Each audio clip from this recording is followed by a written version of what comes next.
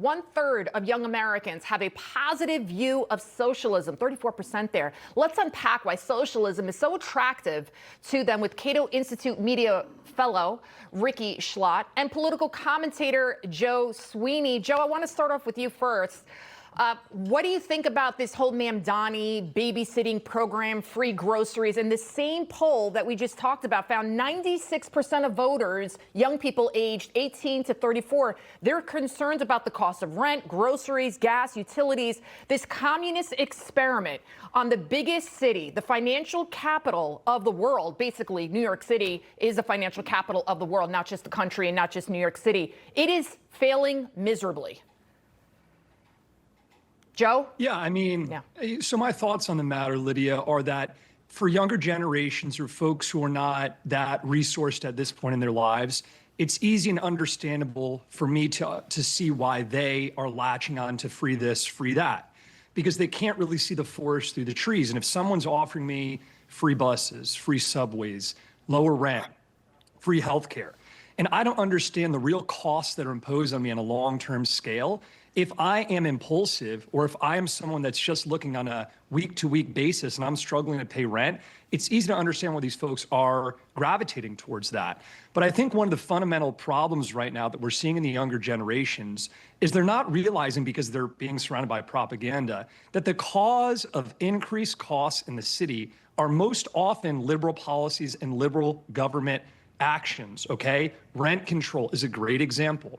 When you limit the amount of rent that can be charged for an apartment, developers have no financial incentive to go into that apartment, renovate it, only to turn around to find out the profit they can make by raising rent can't be raised. So right now in New York City, I think we have something like 50,000 or more vacant apartment buildings sitting there.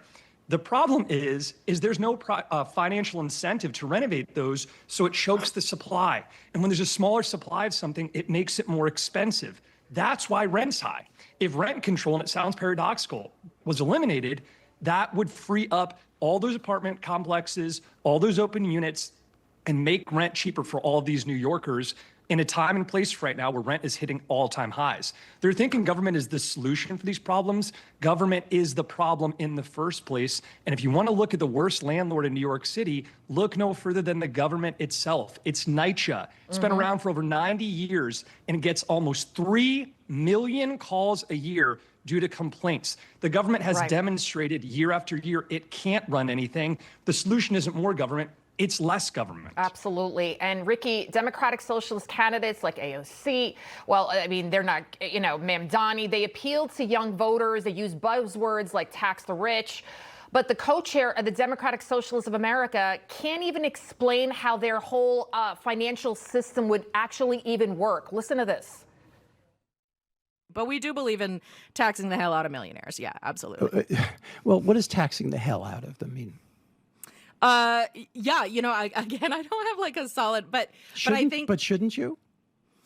I mean, if you're the co-chair, of the DSA, shouldn't you be more specific than just taxing the hell out of something? What exactly do you mean? She's like, I don't know. I mean, Ricky, what do you think about that? She has just been a factory of clips that Republicans will be using in this election cycle for sure.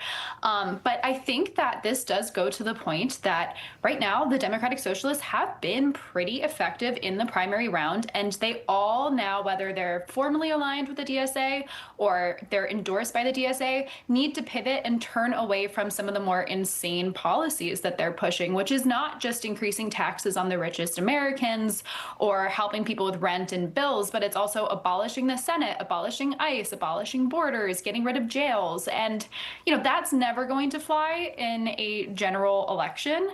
And I think that a lot of the DSA affiliated candidates do know that. But I also think that a lot of this kind of low-hanging fruit messaging from socialists, like, we'll help you with your grocery bills, gas is too expensive, rent is too high, is a lot easier just in a social media clip than explaining what Joe just did very well, that this is actually a much more complex system due to rent control, due to zoning laws.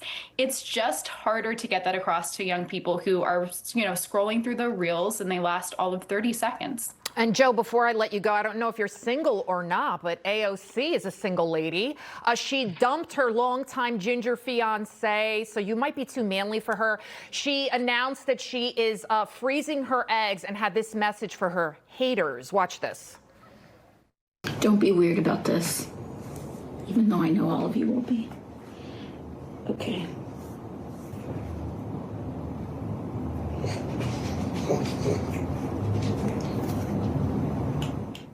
All right, do we have that next soundbite to play? Let me tell you. Oh, wait. They hate me because they ain't me and they can't ever be me. She's a very mature. This is a person that President Trump believes could be the next candidate for president. Joe, are you interested or not? I'm joking. AOC, if you ever get sent this clip, listen to me right now. I can save you, okay? I am eligible, and it looks like you are now too. And I just want to say, Lydia, I find it so ironic when these she bosses and these embodiments of female power on the left, like AOC, Ilyan, rail on and on about hating white men and hetero men and toxic masculinity. They're always dating white men, okay? There's a little bit of hypocrisy there. And I always think how they criticize men who treat women as they perceive to be baggage or afterthoughts. Do the same thing to these men. These men in their lives are always afterthoughts, and they're always in the peripheral, and they're always put in these positions where they're not part of the public image that they represent to the world. I think there's so much glaring hypocrisy when it comes to folks like AOC and Ilyan and Cori Bush and Kamala Harris when it comes down to this dichotomy that they're trying to make. But AOC, get my contact information from whoever you need to. I'm eager and willing. Oh, okay. Eager and willing. Look at Ricky's face. We're going to leave it right there. Thank you, guys. Thank you so much for joining us.